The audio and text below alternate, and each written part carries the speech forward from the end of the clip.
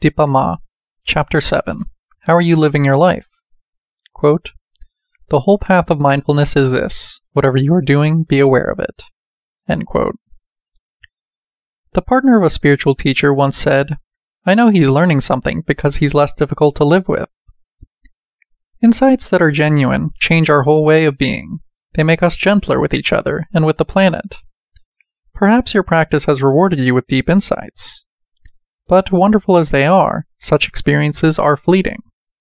Enlightened or not, the question remains, how are you living your life?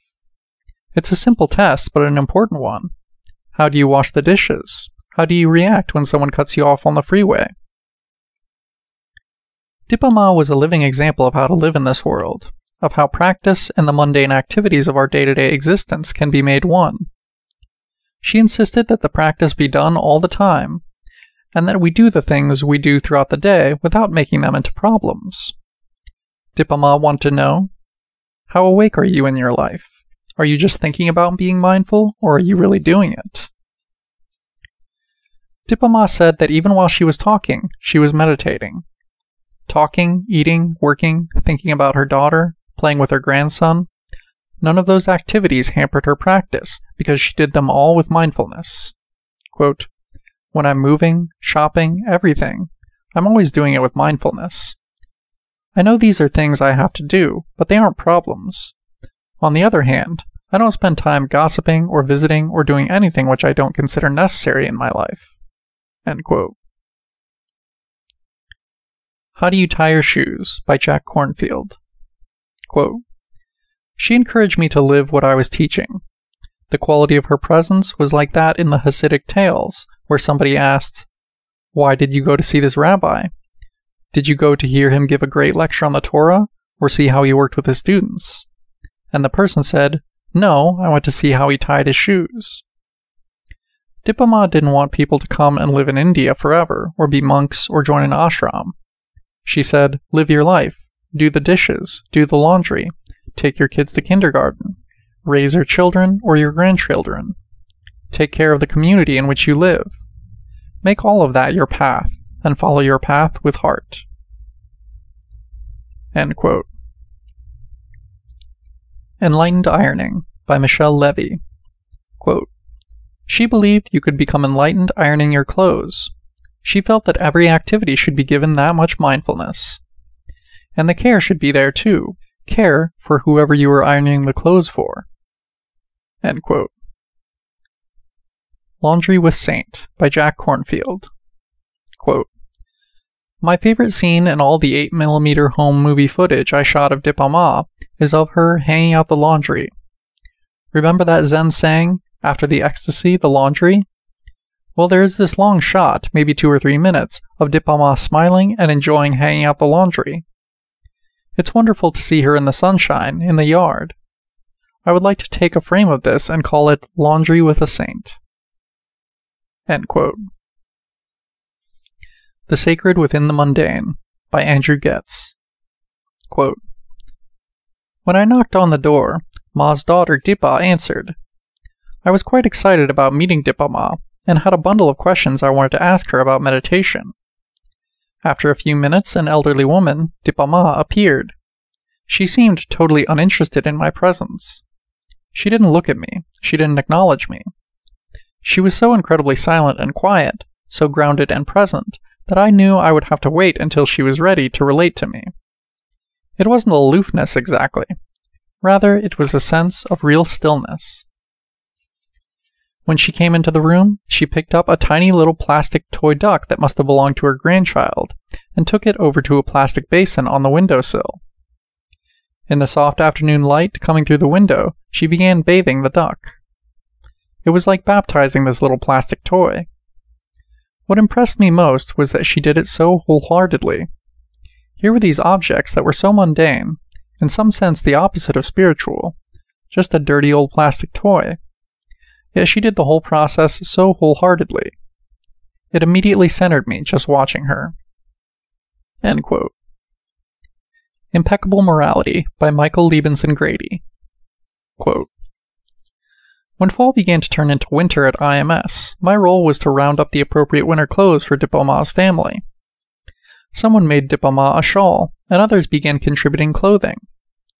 One of the items I gave her was a very comfortable pair of warm socks, which she wore regularly around the house.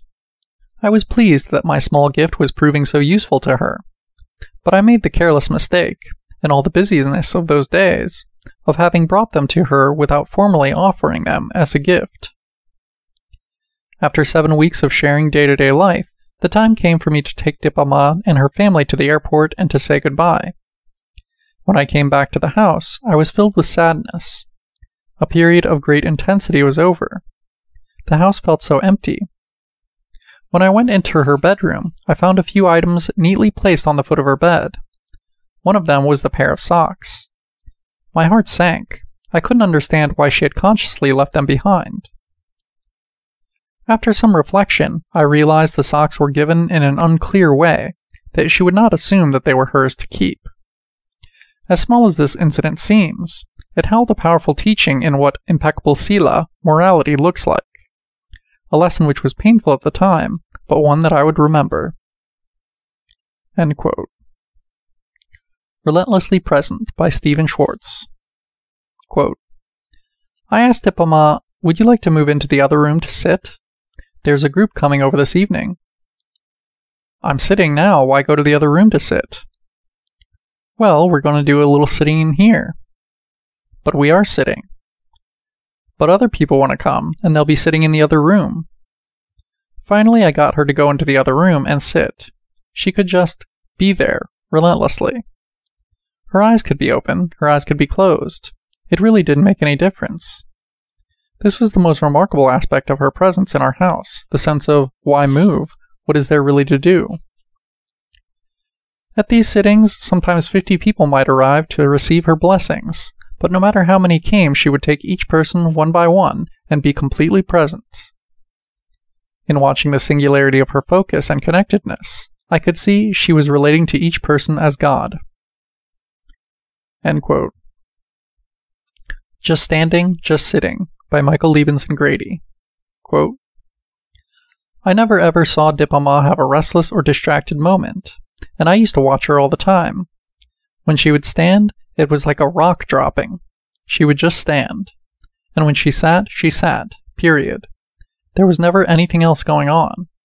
She didn't look around or ever lose her focus. End quote. Beeline to the Buddha by Ajahn Thanasanti. Quote, in Calcutta, a student of Dipa and Munindra's, who had become financially successful, held a big celebration to bless a new house. I walked up the stairs with Dipa and helped her with her shoes. People were talking and eating, the stereo was on, and the buoyancy in the atmosphere was like a champagne party. The room was charged with an excited, loud energy. Dipa walked in the door and in her steady, even-paced way, immediately made a beeline to the Buddha, across the room. When she was in front of the image, she got down on the floor and began bowing, right in the middle of everyone eating hors d'oeuvres and celebrating. I realized that for Dipa, no matter what was happening, she had only one aim, and that was the truth. End of quote. You Just Do It by Jack Kornfield. Quote, speaking to me as a teacher, she would ask, what are your sittings like? Do you practice? Do you have any thoughts? What do you mean, any thoughts? Millions of thoughts, I would think. Stop them. What do you mean, stop them? I can with great yogic effort, but it takes me a long time to build up the samadhi. No, she would simply say, you just sit down and you just do it. End quote. It's Okay by Patricia Ganud Feldman. Quote, when I was on my way from Bangkok to Delhi, my plane had a technical problem and needed to land in Calcutta. I had a 24-hour layover, and I thought, this would be a nice way to meet Dipa. I found out where she lived and went to her apartment. When I arrived, I was told she was on a silent retreat and I wouldn't be able to talk to her. I was told to only go in her room, do my bows, and leave. When I went into her room, it happened that she was eating and had her back to me. In the room there was this incredible energy of calm and softness, and it brought a wave of emotion and tears for me. She could not see me because I was standing behind her, But she must have felt me, because she turned around and said to me very softly, "It's okay, it's okay." That is all she said, but it was so peaceful and calming. She met my heart when it needed it in a very beautiful and spontaneous way. That moment has stayed with me. In times of great difficulty, I remember her simply saying, "It's okay." She showed me that everything is okay and that it's all part of our path. End quote, and end of section.